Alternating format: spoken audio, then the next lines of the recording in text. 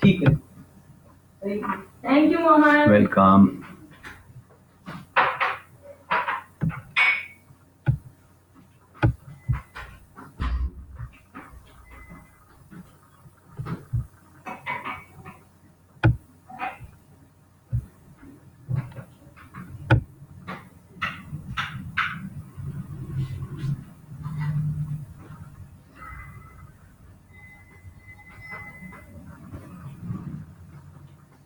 तो अभी 5:55 हुए हैं हमारे पास, और हम कुछ मिनट में शुरू करने वाले हैं।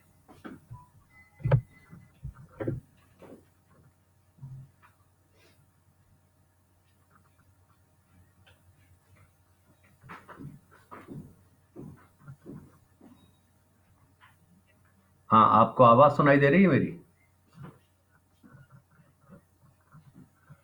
अभी तो मेरे पास तो लाइव हो गया है। And can you hear me? आवाज सुनाई दे रही है?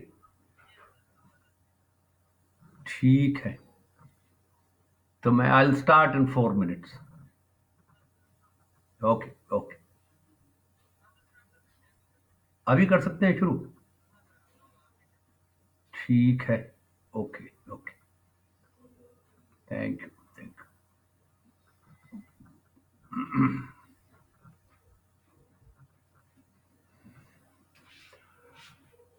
तो दोस्तों, मैं शुक्रगुजार हूं कारवान का, जिन्होंने मुझे ये मौका दिया कि मैं आपसे बात कर सकूं। और कुछ पुराने दोस्त जो मेरे साथ वॉक्स पर आते रहे हैं, वो भी ऑनलाइन आ गए हैं। तो आप सबका स्वागत है, और हम अपनी बातचीत अब शुरू करते हैं। जिस सवाल पे हमने आज बात करने का फैसला किया है, कारवान के दोस्तों से बात करने के बाद, वो उर्दू के इतिहास के बारे में, उर्दू की हिस्ट्री के बारे में बात करने का फैसला किया है। और इसका जो आज हमने जो टॉक में आपके सामने दे रहा हूं, जो बातचीत करूंगा, उसका हमने एक जो टाइटल रखा है, वो है उर्दू है किसका नाम। ये असल में उर्दू के एक बहुत मशहूर शायर थे, बहादुर शाह जफर के कॉन्टेम्परेरी, दास देहलवी। उनका एक शेर है जिसका टाइटल जो इस तरह से है,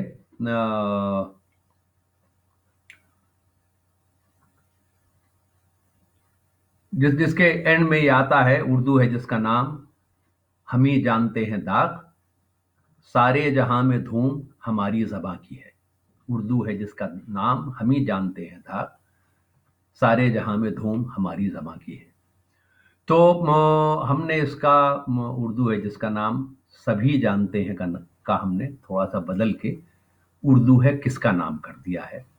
और ये क्या चीज़ है, ये कहाँ से कैसे विकसित हुई, कैसे ये ज़बान बनी, इसके बारे में आज हम बातचीत करेंगे। तो इससे पहले कि हम उर्दू के बारे में बातचीत करें, मैं समझता हूं कि कुछ भाषा के सवाल पे कुछ बातें कर ली जाए।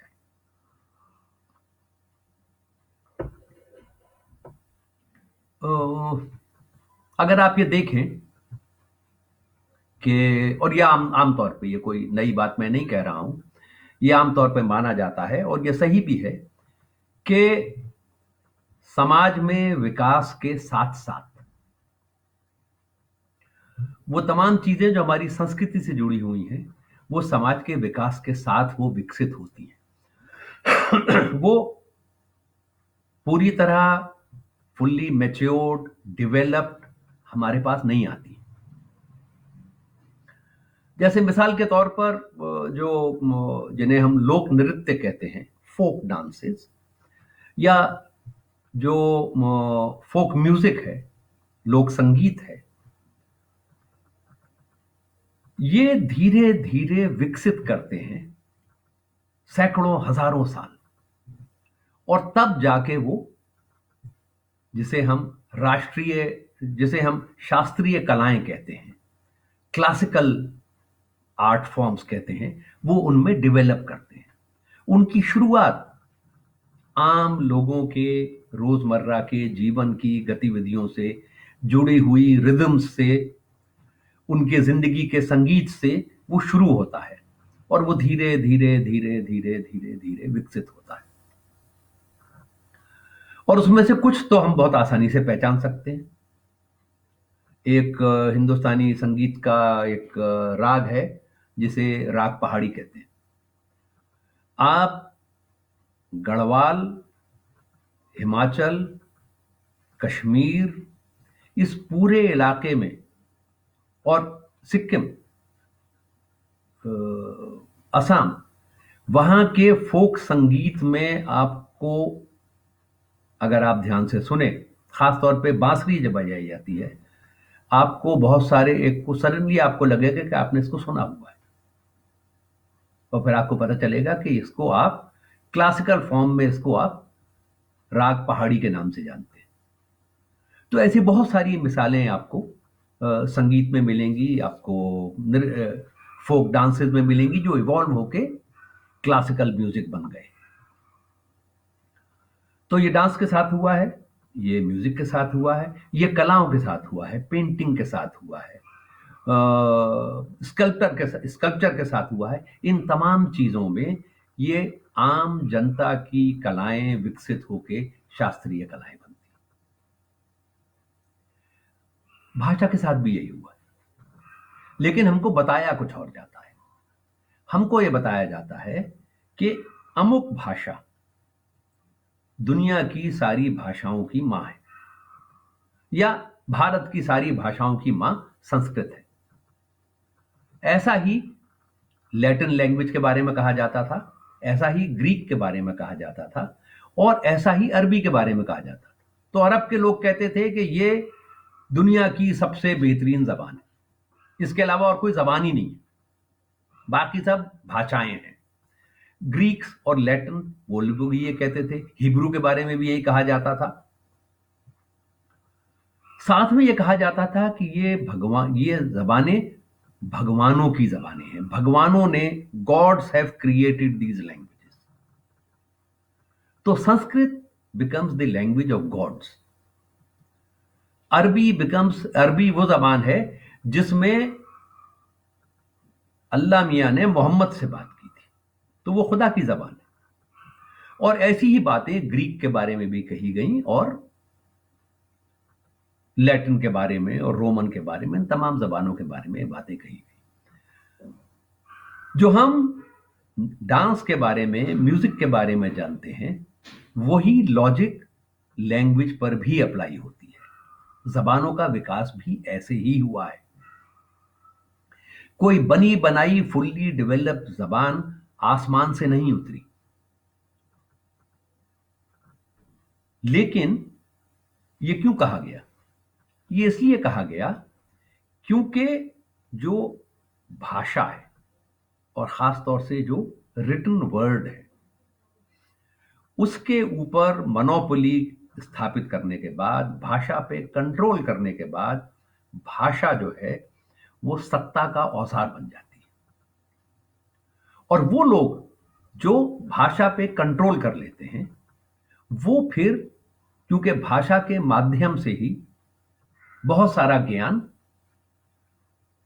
एक समूह से दूसरे समूह में ट्रांसफर होता है, वो भाषा के जरिए जाता है एक व्यक्ति से दूसरे व्यक्ति तक। अगर भाषा पर आपने कंट्रोल कर लिया और आपने ये कहा कि इस भाषा को केवल ये लोग पढ़ेंगे और बाकी लोग नहीं पढ़ेंगे, तो वो जो लिखित ज्ञान है वो केवल उन लोगों तक ही पहुंचेगा जो उस भाषा को जानते हैं। और संस्कृत में यही हुआ, ये अरबी में भी हुआ। कुरान अरबी में है। दुनिया भर के मुसलमान जो अरबी नहीं जानते, वो अरबी में कुरान पढ़ते हैं, उसे समझते नहीं। जैसे हमारे देश में जो हिंदू रिचुअल में जो लोग हिस्सा लेते हैं, वो जब पूजा पाठ में बैठते हैं तो पुजारी जो श्लोक पढ़ते हैं उसमें से हम में से कोई नहीं जानता वो क्या कह रहा है, हम नहीं समझते इसको, क्योंकि वो देव भाषा है, वही धार्मिक ग्रंथों की भाषा है और केवल ब्राह्मण ही इसको जानते हैं। और इस तरह भाषा पे कब्जा जमाने के बाद वो समाज में डोमिनेंट कम्युनिटी, एक उनका प्रभुत्व स्थापित हो जाता है, क्योंकि भाषा पे उनका कंट्रोल है। ये मैं आपको इसलिए बता रहा हूं कि इसका ताल्लुक है उर्दू से, कुछ थोड़ा लंबा ताल्लुक है, लेकिन ये बैकग्राउंड मैं आपके सामने रखना चाहता था ताकि हम ये एक परिदृश्य स्थापित कर सकें, एक बैकग्राउंड बना सकें, जिसके ऊपर अब हम आपको उर्दू के विकास की कहानी आपके सामने पेश करेंगे। और आपको इससे ये अंदाजा होगा, उस जो बातें मैंने अभी कही हैं उनके हवाले से आप देखेंगे कि ये जबान किस तरीके से विकसित हुई। तो जैसा मैंने अभी आपसे कहा, एक समय था जब जो सारी बातें धर्म से, स्पिरिचुअलिटी से, आध्यात्म से या जीवन की जटिल समस्याओं से संबंधित जो भी बातचीत होती थी, वो केवल वो लोग कर सकते थे जिनके पास वो भाषा थी जिसमें ये ज्ञान संकलित किया गया था, और वो भाषा थी संस्कृत। और संस्कृत सब लोगों के लिए अवेलेबल नहीं थी, बहुत सारी पाबंदियां थी, बहुत सारी जातियां, बहुत सारे वर्ग ऐसे थे जिनको संस्कृत पढ़ने की इजाजत नहीं थी, और वो ग्रंथ पढ़ने की इजाजत नहीं थी जिनमें ये सारे के सारे सवाल, ये सारे प्रश्न डिस्कस हुए थे। तो ये वो समय है जिसमें 70-80 साल के अंतराल में दो व्यक्तियों का जन्म होता है, महावीर जैन और गौतम बुद्ध। ये दोनों क्षत्रिय हैं, ये उस वर्ग का हिस्सा हैं जो संस्कृत जिनको पढ़ने की इजाजत थी। ब्राह्मण और क्षत्रिय पढ़ा करते थे, वैश्य पढ़ा करते थे, और जो उसके अलावा जो जातियां थीं, जो जिनको आज हम दलित के नाम से जानते हैं, जो जमाने में शूद्र और अतिशूद्र कहलाते थे, वो इस भाषा को पढ़ने की परमिशन उनको नहीं थी। गौतम बुद्ध और महावीर जैन की जीवनी के बारे में मैं आपको नहीं बताऊंगा, आप उसके बारे में जानते हैं। इन दोनों ने जब अपने नए मत का प्रचार शुरू किया, जो बाद में बौद्ध मत और जैन मत के नाम से मशहूर हुए, जैन धर्म और बौद्ध धर्म के नाम से मशहूर हुए, इन दोनों ने एक फैसला लिया, और उन दोनों का फैसला यह था कि वो अपनी बातचीत संस्कृत में नहीं करेंगे, वो अपनी बातचीत आम लोगों की भाषा में करेंगे। और आम लोगों की बहुत सारी भाषाएं थी, और उनको हम कलेक्टिवली, सामूहिक रूप से उनको प्राकृत कहते हैं।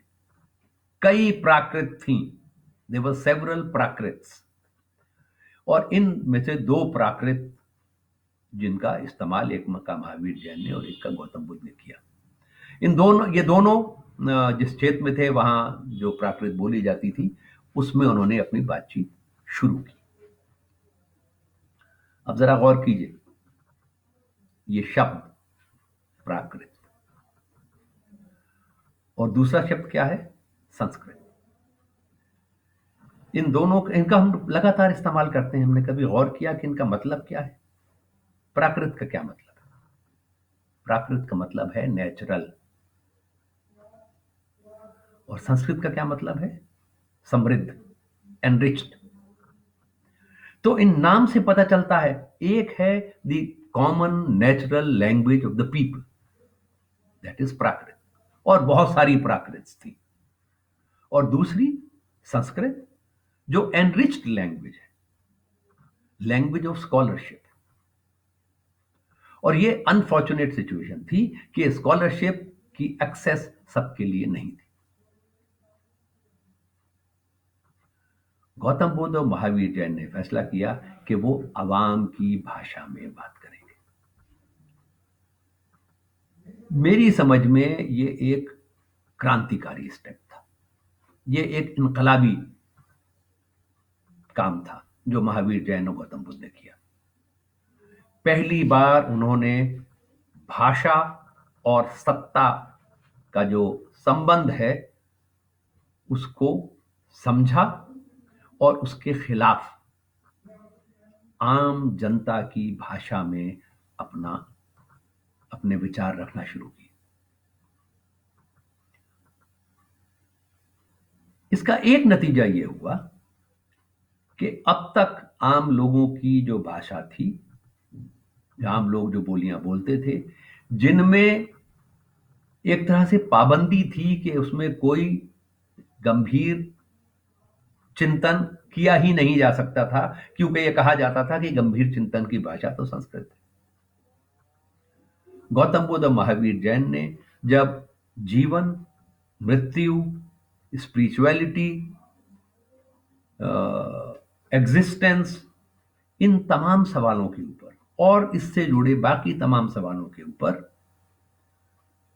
प्राकृत में बातचीत करनी शुरू की, अपने व्याख्यान देने शुरू किए, तो उसके बाद ये पहली बार संभव हुआ कि इन बोलियों में, इन भाषाओं में, इन तमाम सवालों के ऊपर बातचीत शुरू हुई। और इसने बहुत सारी लोक भाषाओं के विकास के दरवाजे खोल दिए। ये प्रक्रिया जो गौतम बुद्ध, महावीर जैन ने शुरू की, उनकी इनिशिएटिव के ऊपर शुरू हुई, इसने इस पूरे भारत के अंदर बहुत सारी स्थानीय भाषाओं के विकसित होने की संभावनाएं पैदा की। और लगभग 1500 साल के समय में बहुत सारी भाषाएं विकसित हुई, जिनको जो प्रिविलेज्ड लोग थे, जिनके पास जो संप्रभु सत्ता जिनके पास थी, जिनके पास अधिकार थे, जो इलीट था, उन्होंने उन भाषाओं को अपभ्रंश का नाम दिया। अपभ्रंश का मतलब होता है फॉलन लैंग्वेज। जिस बहुत बड़े से महिमा मंडित करके जिस चबूतरे के ऊपर भाषा को बिठाया गया था, वहां से गिर पड़ी और गिर के वो गलीज हो गई, वो गंदी हो गई, क्योंकि वो आम लोगों की भाषा में मिल गई। अपभ्रंश का मतलब है बिगड़ी हुई भाषा, मिली जुली भाषा, उसमें कोई शुद्धता नहीं बची थी। तो बहुत सारी अपभ्रंश विकसित हुई। गुजरात से लेके और असम तक इस पूरे क्षेत्र में एक और तमाम भाषाओं के अलावा एक अपभ्रंश थी जो इस पूरे इलाके में फैल चुकी थी इन 1500 साल के समय में, और उसका नाम था शूरसेनी।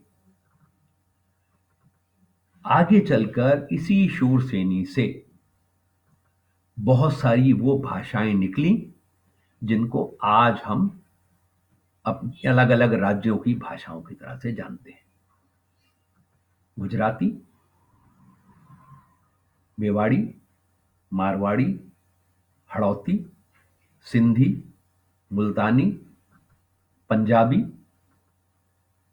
हरियाणवी, ब्रज, रोहेलखंडी, बुंदेलखंडी, अवधी, भोजपुरी, मैथिली, उड़िया, अहोम और बहुत मालवी और बहुत सारी भाषाएं ये इस पूरे दौर में विकसित हुई।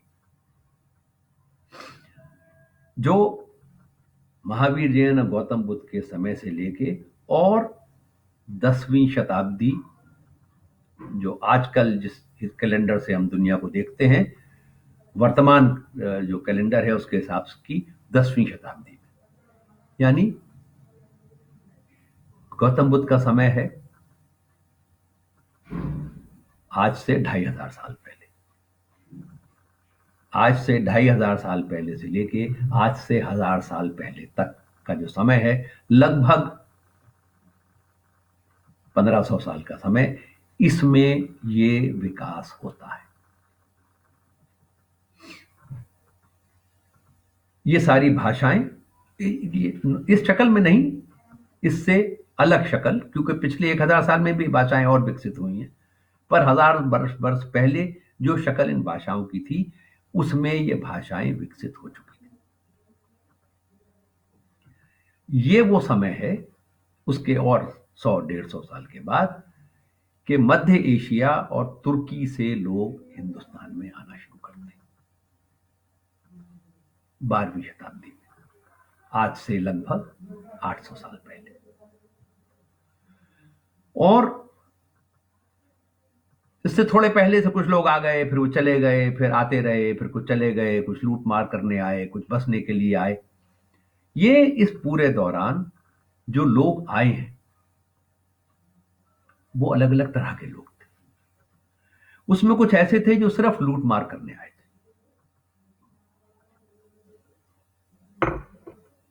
कुछ ऐसे थे जो भारत को देखने आए थे, समझने आए थे ये क्या देश है जिसके बारे में बहुत सुना जाता है। तो उसमें एक अबू रेहान अल बिरूनी आए और उन्होंने भारत के ऊपर एक बहुत महत्वपूर्ण किताब लिखी, द बुक ऑफ इंडिया, किताब उल हिंद। और उन्होंने यहाँ हिंदुस्तान में रहे कई साल, उन्होंने संस्कृत सीखी, हिंदुस्तान का जो कुछ ज्ञान था मैथमेटिक्स में और आर्किटेक्चर में और इन सब के ऊपर उनको स्टडी की, यहाँ के धार्मिक विश्वासों को के बारे में अध्ययन किया, संस्कृत ग्रंथों का अध्ययन किया, और उनकी बिना पर उन्होंने हिंदुस्तान के बारे में किताब लिखी। तो ऐसे लोग आए, व्यापारी आए, जो दुनिया भर से, और उस वक्त की दुनिया में अमेरिका शामिल नहीं था, अमेरिका के बारे में कोई जानता भी नहीं था जब तक, लेकिन यूरोप था और हिंदुस्तान एशिया का हिस्सा, और एशिया बाद में यूरोप से जुड़ा हुआ और दूसरी तरफ अफ्रीका से जुड़ा हुआ, इन तमाम इलाकों के लोग जहां से हिंदुस्तान का व्यापार था, हिंदुस्तान के जो व्यापारी थे वो गल्फ से व्यापार करते थे, और हमारे बहुत सारे ड्राई फ्रूट्स और हमारे मसाले और हमारे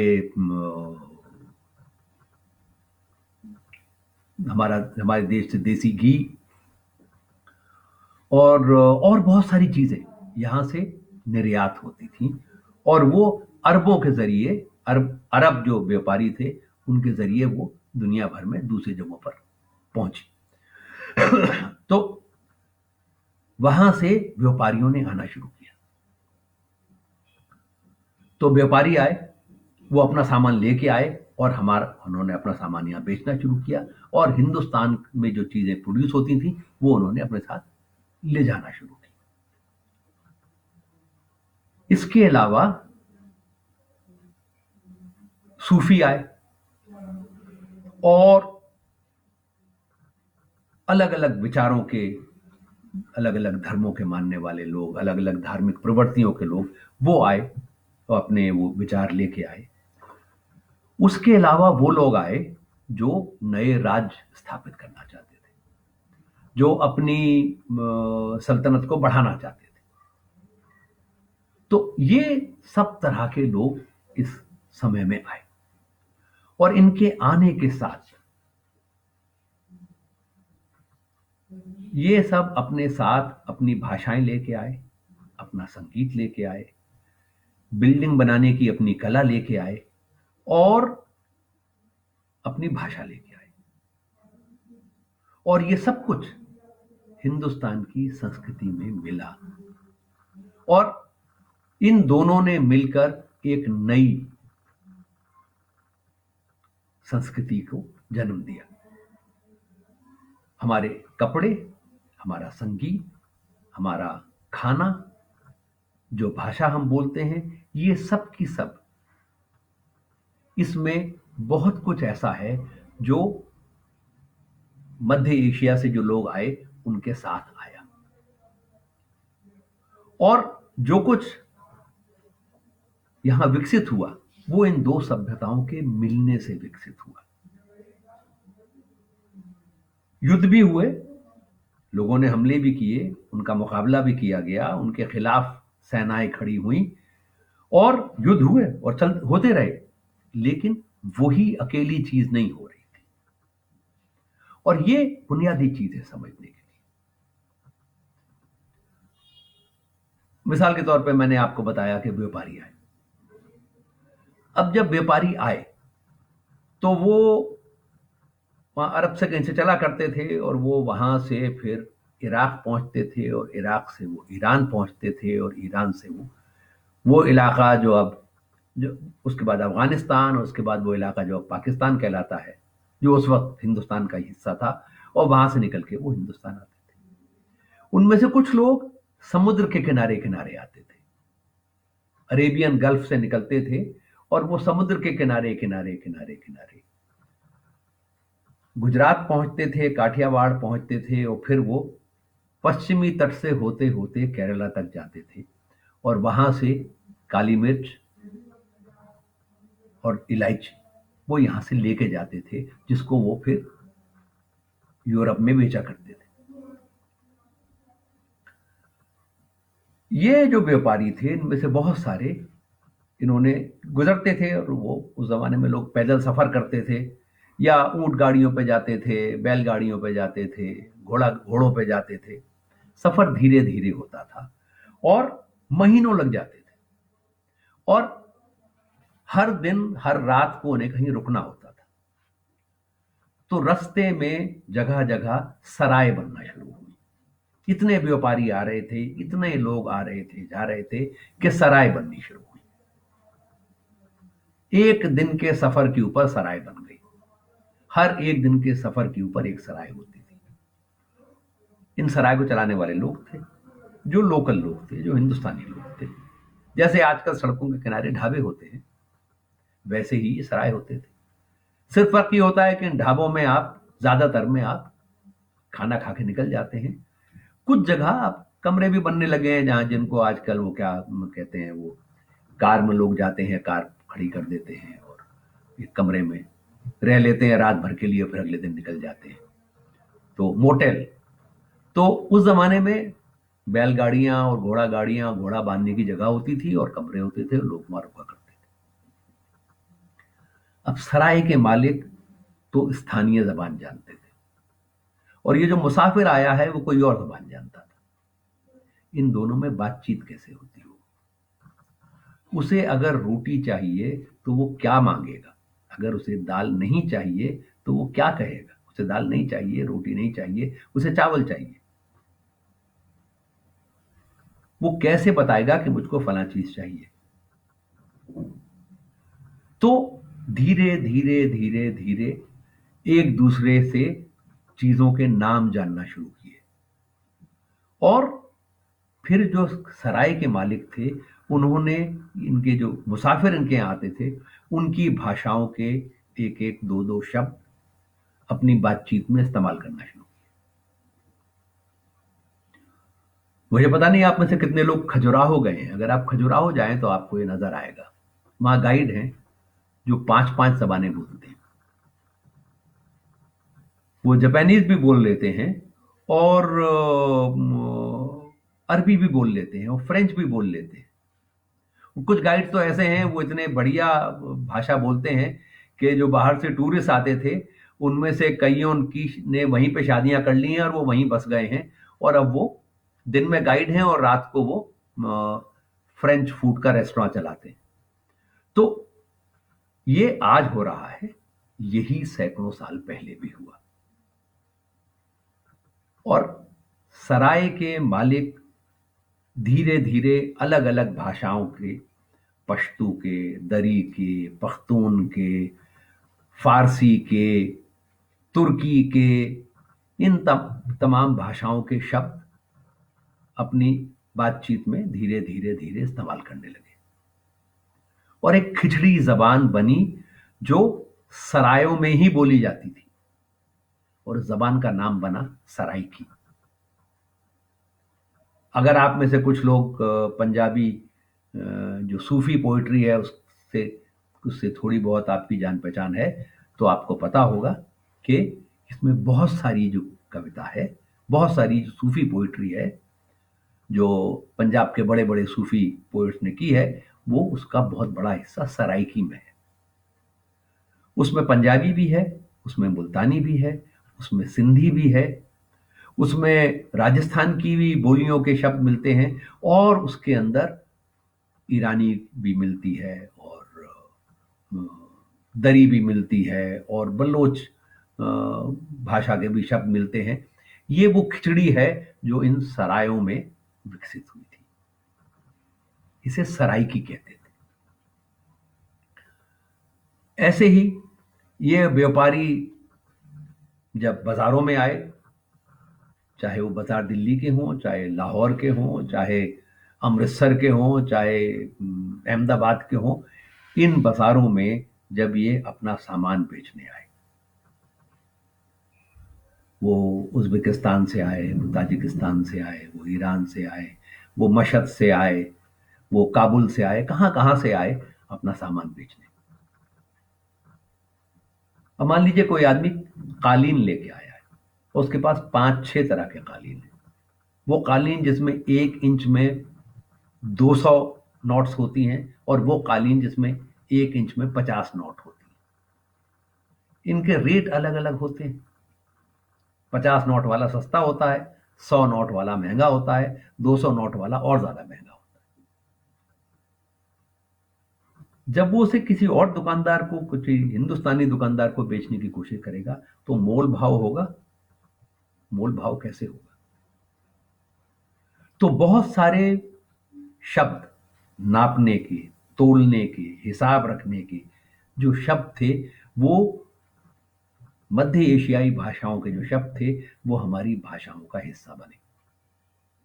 जैसे तराजू हिंदुस्तानी भाषा का शब्द नहीं है, गज, गिरा, वजन, ये सब के सब फारसी के लफ्ज हैं जिसको हम रोज इस्तेमाल करते हैं। तो इस तरह बाजार में ये हमारी जो इस इलाके की भाषा थी जो दिल्ली में उस वक्त बोली जाती थी, वो हरियाणवी और ब्रज के बीच की कुछ भाषा थी जो बाद में विकसित होके खड़ी बोली के नाम से जानी गई। तो वो यहाँ के लोग जबान बोलते थे, उसमें फिर ये सेंट्रल एशियन लैंग्वेजेस के वर्ड्स उसमें मिक्स होने लगे। तो ये दूसरी जगह है जहां पर ये भाषा की खिचड़ी बन रही है। मैंने आपसे अभी जिक्र किया था कि एक और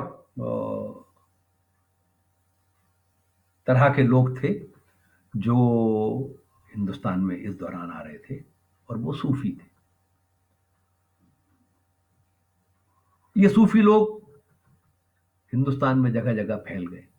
सब जगह वो अपना जो उनके जो विचार थे कि सारी दुनिया को एक भगवान ने, खुदा ने, अल्लाह ने बनाया है और सारे इंसान बराबर हैं और ऊंच नीच का भेदभाव करना और अलग अलग धर्मों के झगड़े, ये सब के सब गलत हैं और सबको मिल के साथ रहना चाहिए और इंसान को इंसान की मदद करनी चाहिए। वो ये संदेश लेके आए और ये हिंदुस्तान भर में फैल गए।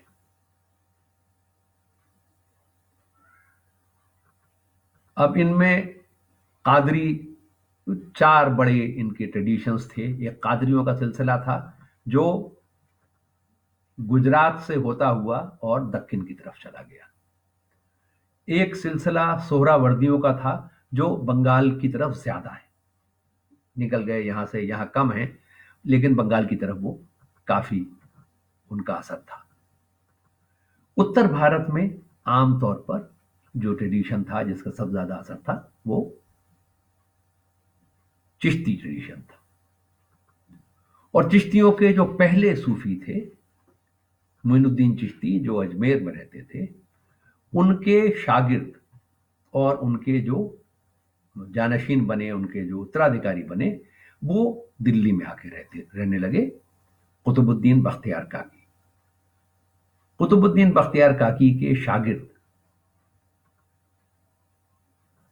अपने गुरु के आदेश के ऊपर पंजाब चले गए। वो पंजाब जो अब पाकिस्तान में है, और इस जगह जाकर रहने लगे जिसका नाम अजोधन था, जिसे आजकल पाकपटन कहते हैं। इनका नाम बाबा फरीद था, जो पंजाबी भक्ति ट्रेडिशन में बहुत बड़ा स्थान है।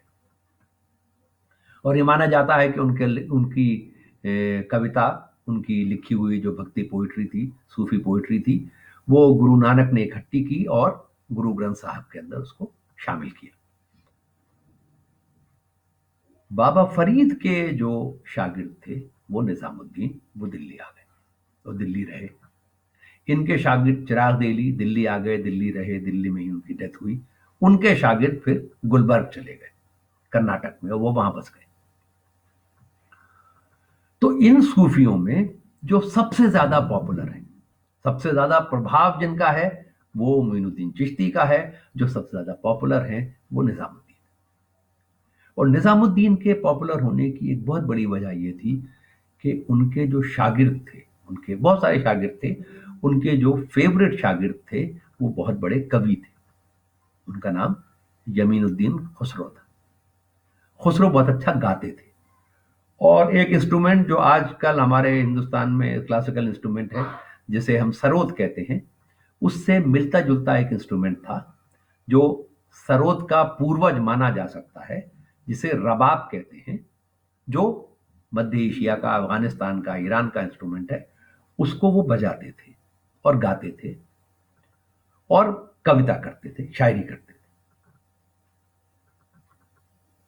और निजामुद्दीन को संगीत से बहुत प्रेम था, तो रेगुलरली रोज शाम को निजामुद्दीन जहां पे थे, निजामुद्दीन जो इलाका आजकल कहलाता है, यहाँ वो रहते थे, यहाँ शाम को संगीत की एक सभा होती थी रेगुलरली, जिसे सुनने वाले लोग इकट्ठे हुआ करते थे। निजामुद्दीन खुद और उनके साथ आए हुए जितने भी सूफी थे, जितने जो बाहर से आए थे, वो ज्यादातर फारसी जानने वाले लोग थे, फारसी बोलते थे या तुर्की बोलते थे। लेकिन वो हिंदुस्तान के लोगों से बातचीत करना चाहते थे। खुसरो के पास एडवांटेज ये थी कि खुसरो के बाप तुर्की के थे और उनकी मां हिंदुस्तानी थी, और इसलिए खुसरो अपने आप को तुर्क हिंदुस्तानी कहते थे। और उनको तुर्की भी इतनी अच्छी आती थी जितनी उनको दिल्ली में उस वक्त जो जबान बोली जाती थी, जो जबान देहली कहलाती थी या देहलवी कहलाती थी या हिंदवी कहलाती थी, उस जबान को भी वो बहुत अच्छे तरीके से जानते थे। निजामुद्दीन ने उनसे कहा कि हिंदुस्तान के लोगों की जबान में शायरी करो ताकि हमारी बात उन तक पहुंचे। और फिर खुसरो ने हिंदवी में कविता करना शुरू किया, शास्त्री शायरी करना शुरू किया, गीत लिखने शुरू किए। और खुसरो ने ही, ये माना जाता है कि कव्वाली का इन्वेंशन किया, कव्वाली की इजाद की। एक फॉर्म पहले एग्जिस्ट करती थी जो कौल कहलाती थी, जो बख्तियार काकी की शराइन के ऊपर शुरू हुई थी, और वो बाबा फरीद के साथ पंजाब पहुंच गई थी।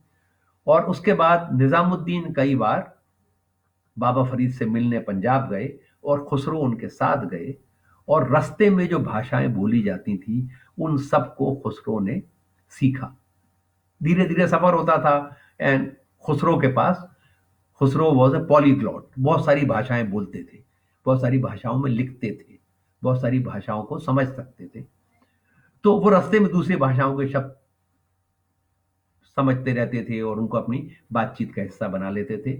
इस तरह उन्होंने पंजाबी और राजस्थान के बहुत सारी भाषाओं बोलियों के शब्द, गुजराती के, और दिल्ली में जो भाषा बोली जाती थी, इन सारे शब्दों को मिला के, और ब्रज और अवधी, इन सब को मिला के उन्होंने अपनी जो कविता की उसमें इन शब्दों का इस्तेमाल किया। उन्होंने क्या लिखा था ये तो कहना मुश्किल है, क्योंकि वो उनका उस वक्त का जो हिंदवी का कलाम है वो मिलता नहीं है। लेकिन कव्वालियों में जो गाया जा रहा है, जिसके बारे में माना जाता है कि खुसरो का लिखा हुआ है, उसमें आपको बहुत सारे ये अलग अलग भाषाओं के शब्द मिलते हैं। बहुत कठिन है डगरपन घटकी, जा भर लाऊं मैं मदवा से मटकी, और छाप तिलक सब छीनी रे मुझसे नैना मिला के। ये ऐसे बहुत सारे जो कव्वाली के जो शब्द हमको मिलते हैं, ये इनके बारे में माना जाता है कि खुसरो के लिखे हुए। ना ये पूरा किस्सा मैंने आपको इसलिए सुनाया कि ये एक और जगह है,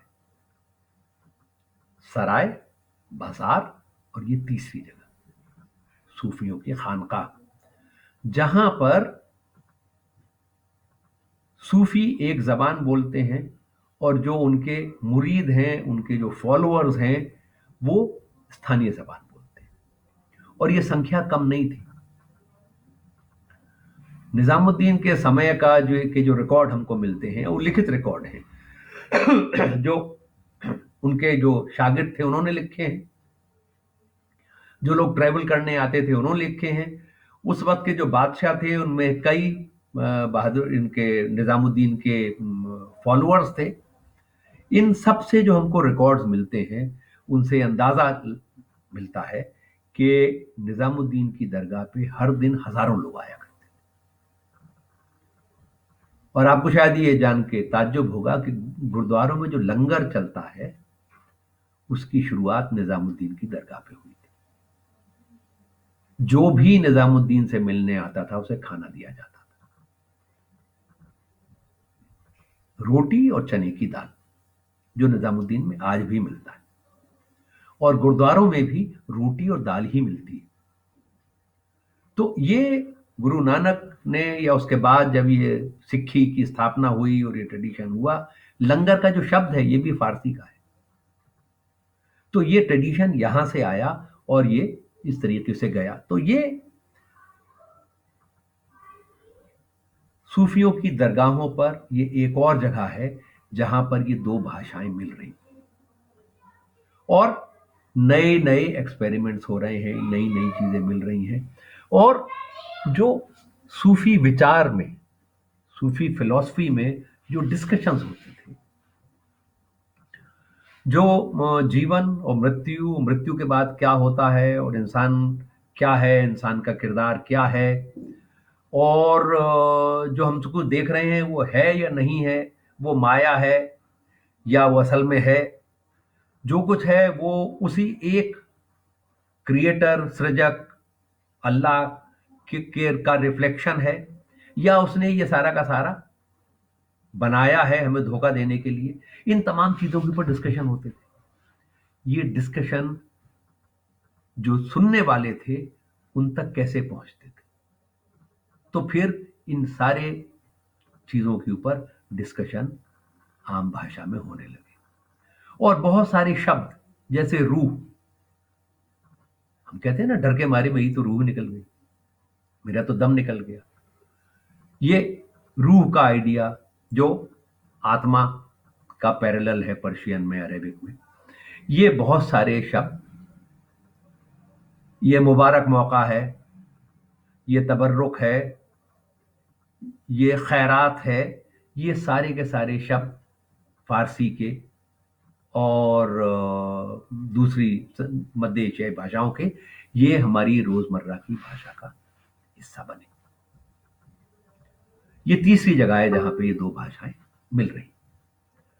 उसके बाद चौथी जगह, जो चौथी जगह जहां ये दो भाषाएं मिल रही हैं, ये मध्य एशिया की भाषाएं और यहाँ की भाषाएं जहां ये दोनों मिल रही हैं, वो है जंग का मैदान।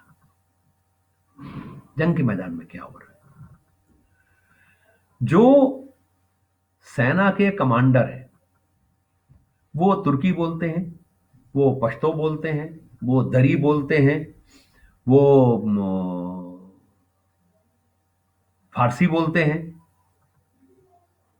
वो और मध्य एशिया की दूसरी भाषाएं बोलते हैं। सिपाही उनके साथ नहीं आए थे, सिपाही सारे लोकल थे। और यही होता है, जब आपको जंग लड़नी होती है तो आप फौज इकट्ठी करना शुरू करते हैं। और सिपाही कौन थे? गरीब किसानों के बेटे। वो फौज में भर्ती होते थे, दोनों तरफ की फौजों में वही थे। अफसर उधर,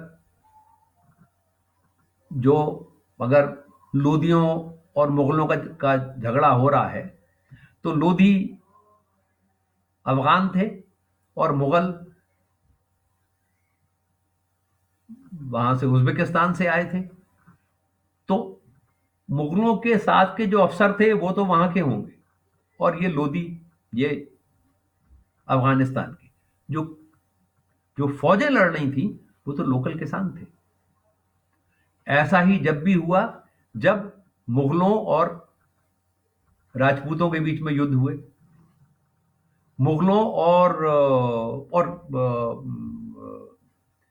या खिलजियों और लोदियों के बीच में हुए युद्ध में, जो फौज थी वो लोकल किसानों की औलाद होती थी, किसानों के बेटे होते थे। और वो कौन सी भाषाएं बोलते थे? वो सारी भाषाएं बोलते थे जिनका जिक्र मैंने शुरू में किया था। वो रोहिलखंडी बोलते थे, वो बुंदेलखंडी बोलते थे, वो ब्रज बोलते थे, वो अवधी बोलते थे, वो मैथिली बोलते थे, वो हड़ौती बोलते थे, वो मेवाड़ी बोलते थे, वो मारवाड़ी बोलते थे, वो सिंधी बोलते थे। ये सारी भाषाएं बोलते थे।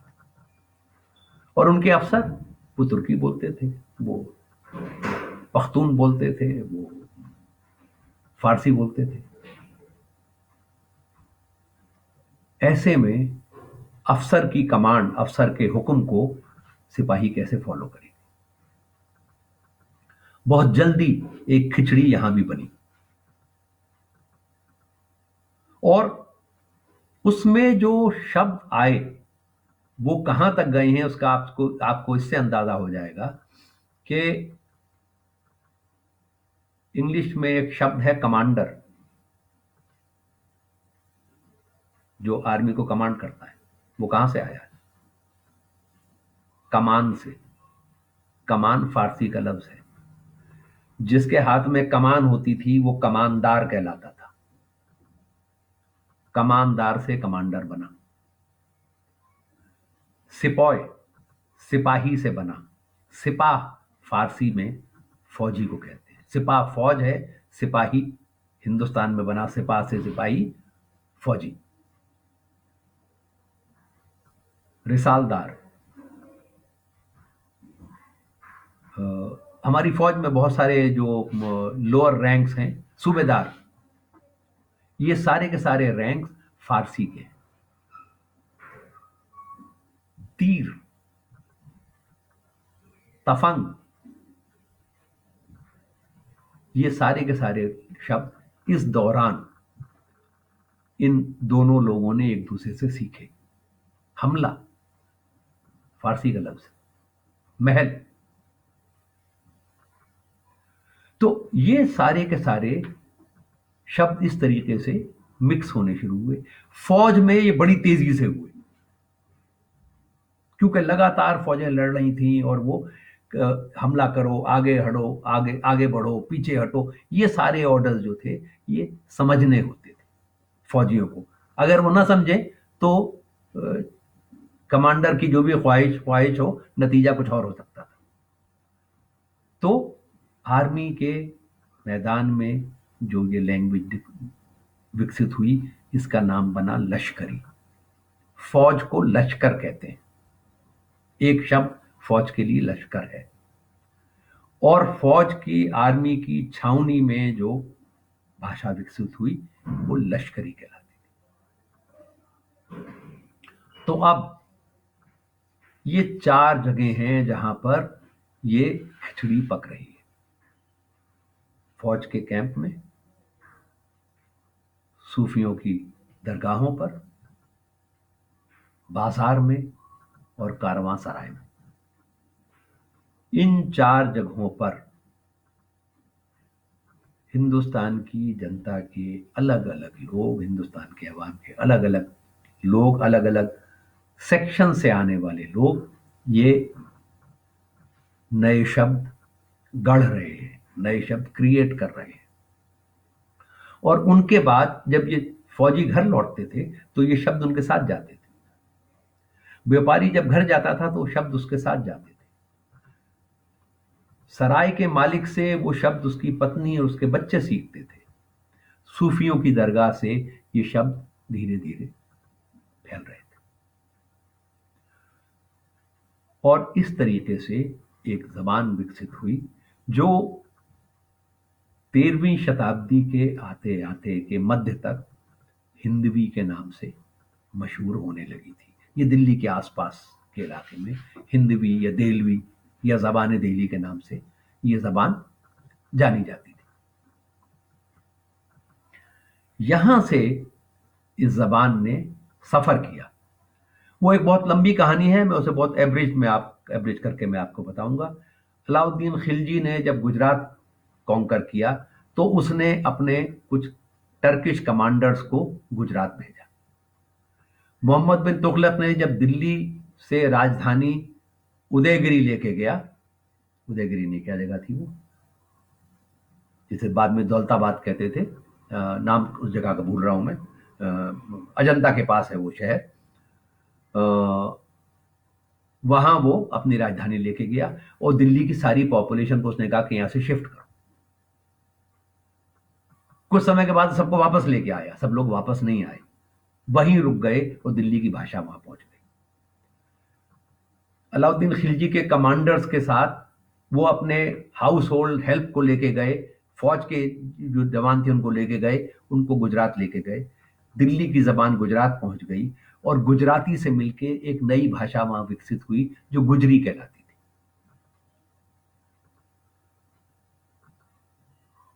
दौलताबाद में जो दिल्ली के लोग चले गए, वहां से फिर वो लोग उन्होंने फर्दर ट्रेवल किया, वो दक्कन चले गए। उधर निजामुद्दीन के शागिर्द बंदा नवाज गीसू दराज गुलबर्गा चले गए थे और दिल्ली से कई 100 उनके जो फॉलोअर्स थे उनके साथ वहां चले गए और दिल्ली की जबान वहां पहुंच गई, कर्नाटक में। और फिर यहां से ये लोग गए और ये जबान वहां पर मराठी से मिक्स हुई। उसने मराठी से शब्द लिए, उसने गुजराती से शब्द लिए, उसके बाद उसने तेलुगु से शब्द लिए, उसके बाद उसने कन्नड़ से शब्द लिए और इन सब को मिलके एक नई भाषा विकसित हुई जिसे दक्कनी कहा जाने लगा। और ये भाषा पूरी तरह एक फुल्ली डेवलप्ड लैंग्वेज की शक्ल में दिल्ली आई 17वीं शताब्दी में। 17वीं शताब्दी के अंत में जब औरंगजेब का देहांत हुआ है, उस वक्त उससे कुछ समय पहले एक बहुत मशहूर पोएट जिनका नाम वली दक्कनी था, वो अपनी शायरी लेके दिल्ली आए और उस वक्त वो जबान दिल्ली पहुंची जिसे हम दक्कनी कहते हैं। तो ये कहानी है उर्दू के शुरुआती दिनों की। इसके बाद और क्या क्या हुआ, इसके बारे में अगर आप लोगों में रुचि है तो हम एक बार फिर बैठ के बातचीत करेंगे। और मुझे उम्मीद है कि मैं अपनी बात कुछ हद तक आप लोगों तक कम्युनिकेट कर पाया हूं। समय कम है, मैं देखता हूं कुछ अगर सवाल हैं तो मैं सवाल देख लेता हूं और उसके बाद अगर समय रहेगा तो इस बात को आगे बढ़ाएंगे, वरना फिर किसी वक्त मिलेंगे। अब मेरे पास जो सवाल हैं, रोहन नोटियाल जी, रामकृष्ण प्रसाद जी, वसुंधरा धरनी, ये सब तो मुझे गुड इवनिंग और गुड विशेस भेज रहे हैं। तो अभी तक तो सवाल कोई मेरे पास नहीं आया। Rameshwar Mukhopadhyay, Ekta Chauhan, glad to see you Ekta. मेरी बेटी कह रही है कि उसने वजह खजुराहो नहीं देखा है। और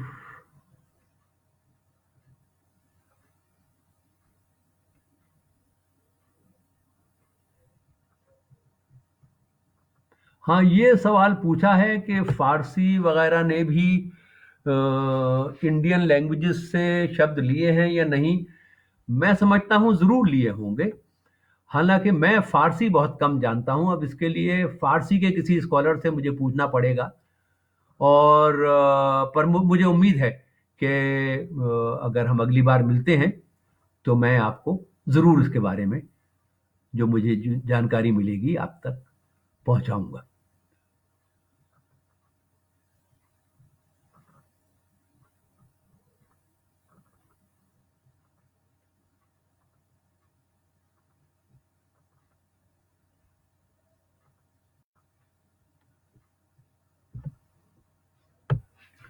हाँ, एक ये सवाल आया है। दो सवाल आखिर में आए। एक तो यह है कि अभिषेक जी ये पूछ रहे हैं कि मुगलों ने हिंदवी को अपनी एडमिनिस्ट्रेटिव लैंग्वेज की तरह क्यों इस्तेमाल नहीं किया। ये मेरा ख्याल है उन्हें कर लेना चाहिए था। और अगर जो अकबर की जो योजना थी वो काफी हद तक इस दिशा में थी, क्योंकि अकबर ने ब्रज में बहुत काम करवाया, बहुत ट्रांसलेशन करवाया। और अकबर के कोर्ट के जो अबुल फजल और फैजी दोनों ब्रज के, और अब्दुल रहीम खान खाना ब्रज के बहुत बड़े एक्सपर्ट्स थे। और अकबर के की औलादों में सबने ब्रज पढ़ी थी। और यहाँ तक ये सिलसिला दारा शिकोह औरंगजेब के वक्त तक चला। और ये बहुत कम लोगों को मालूम होगा कि औरंगजेब ने ब्रज भाषा में लव पोइट्री भी लिखी है। तो वो औरंगजेब की जो तस्वीर हमने बनाई है उसमें इन चीज़ों का जिक्र नहीं किया जाता। तो लेकिन वो कुछ ऐसा सिलसिला बना कि वो एक तो हिंदवी जिस शक्ल में थी वो यहाँ से ट्रेवल कर गई। और मुगल तो बहुत बाद में आए हैं। ये तो 13वीं शताब्दी की बात है जब हिंदवी ने यहाँ से ट्रेवल किया है। और अकबर की कैपिटल आगरा थी, और आगरा की जो डोमिनेंट लैंग्वेज थी वो ब्रज थी। तो अकबर के कोर्ट का बहुत सारा काम जो रोजमर्रा के काम है उनमें बहुत सारा ब्रज में हुआ करता था। लेकिन वो ऑफिशियल लैंग्वेज कोर्ट की लैंग्वेज नहीं बनी, क्योंकि मेरा ख्याल है कि वो मुगलों के आने से बहुत पहले से ही Persian had been established as the court language. और इसमें जो पहला चेंज आया है वो उस वक्त आया जब मुगल सत्ता समाप्त होने वाली थी।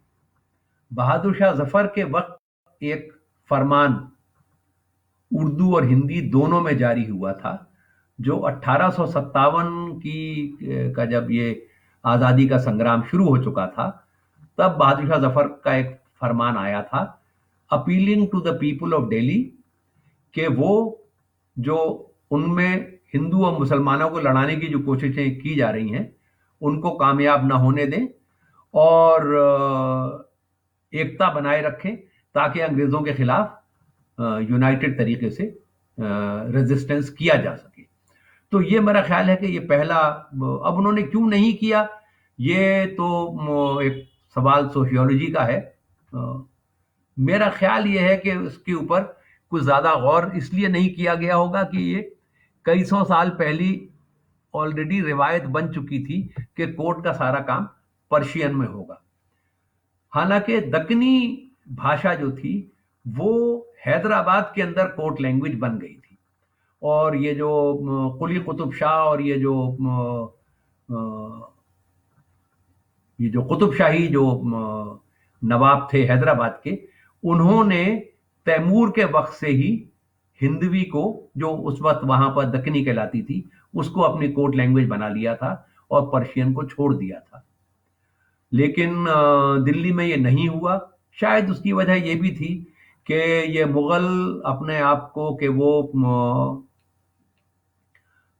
टर्किश ट्रेडिशन से पर्शियन ट्रेडिशन में इन लोगों ने शिफ्ट किया था, और पर्शियन इस वक्त it was considered the greatest language of culture.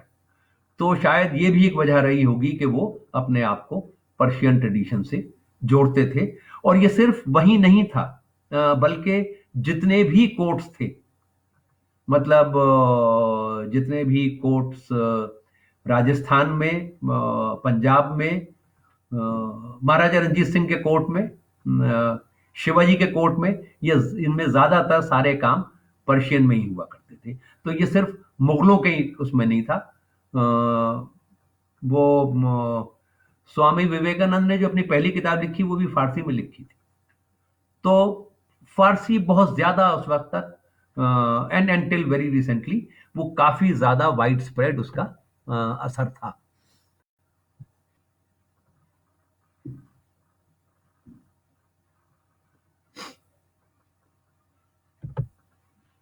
ये how many of the central Asian languages have their own scripts?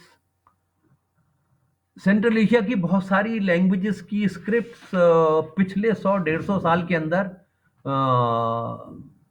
गड़बड़ हो गई, जब when they were occupied after ये जो पीटर द ग्रेट ने जिन तमाम इलाकों को कैप्चर कर लिया था, तो उसके बाद उनके ऊपर जो रशियन लैंग्वेज की स्क्रिप्ट थी वो उन पे इम्पोज कर दी गई थी और उनकी ओरिजिनल स्क्रिप्ट खत्म हो गई है। अब वो ज्यादातर या तो रोमन स्क्रिप्ट में लिखी जा रही हैं, या वो रशियन स्क्रिप्ट में, स्लाविक सिरिलिक स्क्रिप्ट में लिखी जा रही हैं। जो उनकी ओरिजिनल स्क्रिप्ट थी वो ज्यादातर की अब गायब हो चुकी है।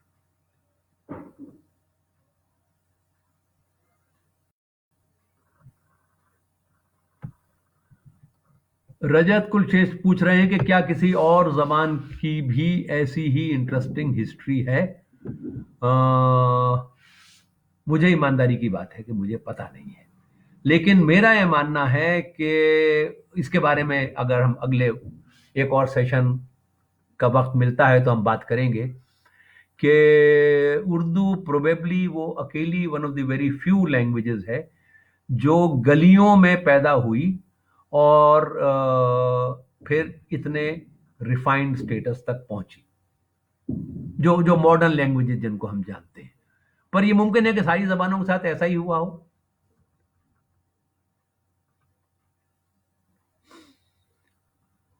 अब दुष्यंत जी, ये कहना कि उर्दू फारसी से ज्यादा मीठी है या फारसी उर्दू ज्यादा मीठी है, ये मेरे लिए कहना तो मुश्किल है, क्योंकि हर आदमी को अपनी जबानी सबसे ज्यादा अच्छी लगती है और मुझे उर्दू बहुत ज्यादा स्वीट लगती है। अब अगर मैं किसी बंगला भाषी के सामने कह दूंगा तो वो नाराज हो जाएंगे, क्योंकि उनको अपनी भाषा बहुत सुंदर लगती है।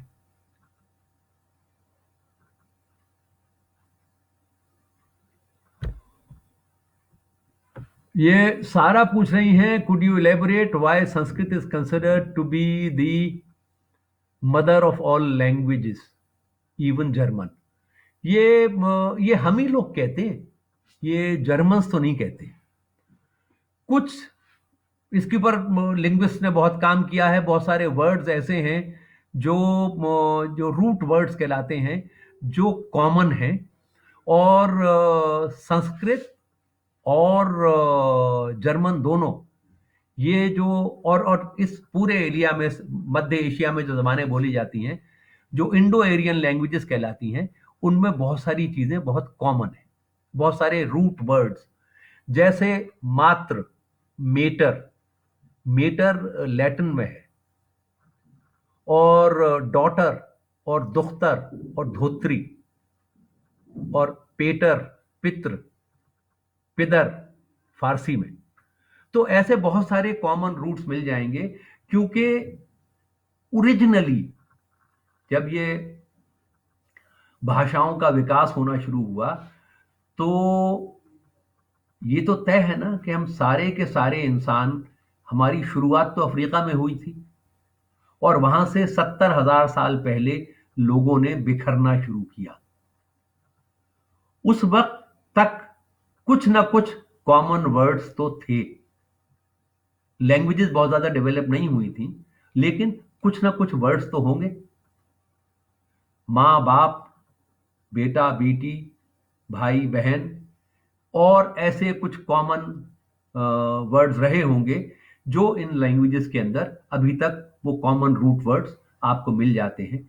लेकिन जैसा मैंने शुरू में कहा था कि ये कहना कि ये लैंग्वेज बाकी सबकी माँ है, ये कुछ ज्यादती है।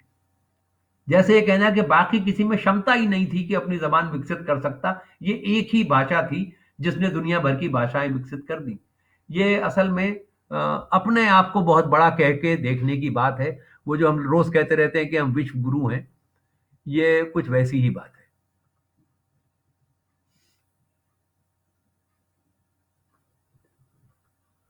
प्रजापति जी पूछ रहे हैं कि मुगलों ने अपने कोर्ट की जबान फारसी क्यों रखी थी, इसका हम जिक्र कर चुके हैं। हाँ, ये नौटियाल साहब पूछ रहे हैं, how does a tribe in Pakistan speak a language similar to the South Indian languages. इसके ऊपर काफी इंटरेस्टिंग रिसर्च हो रही है और अभी ये संभावना पे काम हो रहा है कि शायद वो लैंग्वेज जो दक्षिण भारत के कुछ बहुत थोड़े से ट्राइब बोलते हैं और उससे मिलती जुलती जबान जो पाकिस्तान में कुछ ट्राइब बोलते हैं, कि शायद ये लैंग्वेज हमको कुछ मदद दे सके इंडस वैली की लैंग्वेज को समझने की। और यह संभव है कि ये वो लिंक हो। हालांकि इसको अभी तक साबित नहीं किया गया है, लेकिन इस पॉसिबिलिटी के ऊपर लोग अभी कुछ काम कर रहे हैं।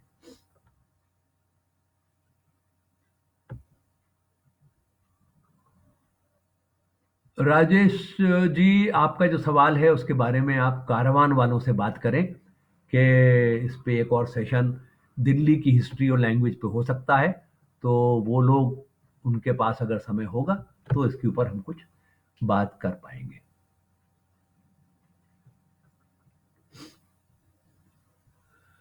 ये श्रीनिवास विट्ठल जी का सवाल मेरी समझ में नहीं आया, did it have any impact on the formation of Urdu. ये सवाल आप किसके बारे में आप पूछ रहे हैं, किसका असर पड़ा, ये इसके बारे में अगर आप ये सवाल दोबारा पूछ देंगे तो।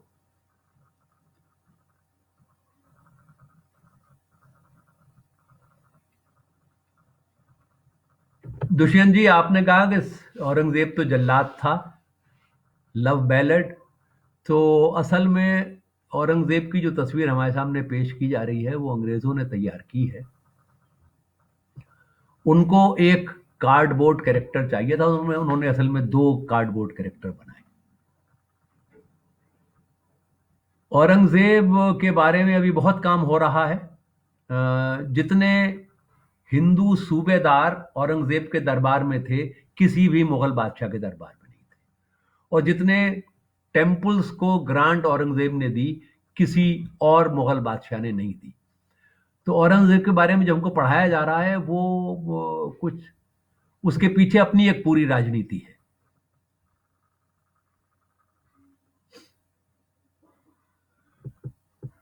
उर्दू की रिटन स्क्रिप्ट तो इसके बारे में अगर हम अगला सेशन मिला तो उसके बारे में हम बात करेंगे, क्योंकि हमारा समय निकल चुका है। ये उर्दू की स्क्रिप्ट कैसे डेवलप हुई, इसके बारे में अगर हमको एक और सेशन का मौका मिला तो हम इस पर बात करेंगे।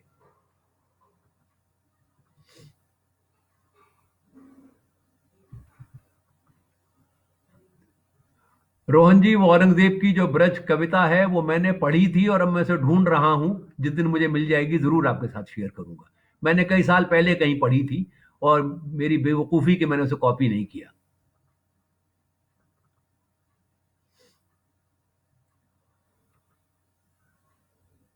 नवीन जी, मैं आपसे पूरी तरह एग्री करता हूँ, Urdu is the most poetic among the most poetic of languages. लेकिन मेरी जो आपसे एग्रीमेंट है वो सिर्फ इस बिना पर भी हो सकता है कि ये मेरी जबान है। हाँ, मैं दूसरी भाषाओं को इतना अच्छा नहीं जानता कि उनके बारे में कह सकूं।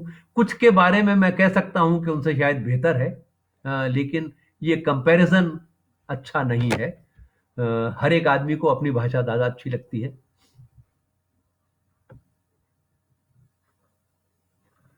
जी, दक्कनी और उर्दू की एक ही स्क्रिप्ट है।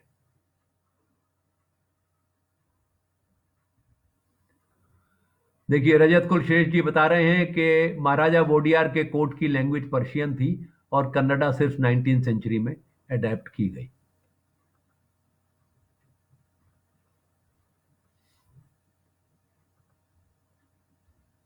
अब मुझे पता नहीं जर्मन्स इतने इंटरेस्टेड हैं संस्कृत में कि नहीं है। एक साहब मैक्स मुलर आए थे और उन्होंने संस्कृत उन्होंने इनका बहुत सारे संस्कृत के टेक्स्ट का ट्रांसलेशन किया था। उसकी वजह से जर्मनी में कुछ एक्साइटमेंट हुआ था। और उसके बाद हिटलर साहब ने जब अपने आप को आर्य कहना शुरू कर दिया तो उसके बाद भी कुछ इंटरेस्ट वहां पर हुआ। और अब एक स्कॉलरली इंटरेस्ट दुनिया भर में है। अब हमारे यहाँ समस्या ये है कि हम दूसरे देशों की भाषाओं में इतना इंटरेस्ट स्कॉलरली लेवल पर नहीं लेते। हम सिर्फ उनको ट्रांसलेशन के लिए इस्तेमाल करते हैं, या ये कि हम फला लैंग्वेज सीख लें तो हम ट्रांसलेटर बन जाएंगे या गाइड बन जाएंगे। हम इन लैंग्वेजेस को सिर्फ इस तरीके से देखते हैं। लेकिन प्योरली स्कॉलरली अप्रोच के लिए, स्कॉलरली अंडरस्टैंड करने के लिए, जैसे ग्रीक सोसाइटी को अंडरस्टैंड करने के लिए एंशियंट ग्रीक पढ़ने की हम में से कितने लोग कोशिश करते हैं। हमारी तो समस्या यह है कि हम अपनी भाषा के अलावा किसी और की भाषा बोलते ही नहीं। हम सबसे कहते हैं हमारी भाषा बोलो, हिंदी बोलो, हिंदी। हम तो तमिल पढ़ने को तैयार नहीं है।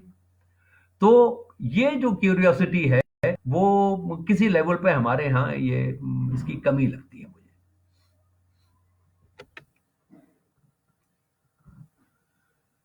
ये उर्दू, ये पॉपुलर बिलीफ है कि उर्दू मुसलमानों की जबान है। तो इसकी क्या वजह है? अगर मैं आपसे ये पूछूं कि क्या हिंदी हिंदुओं की जबान है, तो आप क्या कहेंगे? या मैं आपसे पूछूं कि क्या पंजाबी सिखों की जबान है, तो आप क्या कहेंगे? और अगर ऐसा है तो तमिल किसकी जबान है, और बंगला किसकी जबान है, और गुजराती किसकी जबान है? गुजरात में रहने वाले हिंदू, मुसलमान, ईसाई और नास्तिक, गुजरात में है नास्तिक, हैरान मत होइएगा, वो सब कुछ सब गुजराती बोलते हैं। और बंगाल के हिंदू, मुसलमान, ईसाई और बंगाल में रहने वाले बहुत सारे सिख हैं जिनकी मातृभाषा बंगाली है। और बिहार में बहुत सारे सिख हैं जिनकी मातृभाषा पंजाबी नहीं है, भोजपुरी। गुरु गोविंद सिंह पटना में पैदा हुए थे। तो भाषाओं का धर्म से कोई ताल्लुक नहीं होता। ये उर्दू मुसलमानों की जबान और हिंदी हिंदुओं की जबान, ये जो पूरा का पूरा मामला है, ये अंग्रेजों का पैदा किया हुआ है। लेकिन इसके बारे में हम अगर अगला सेशन हमको मिला तो उसमें हम बात करेंगे।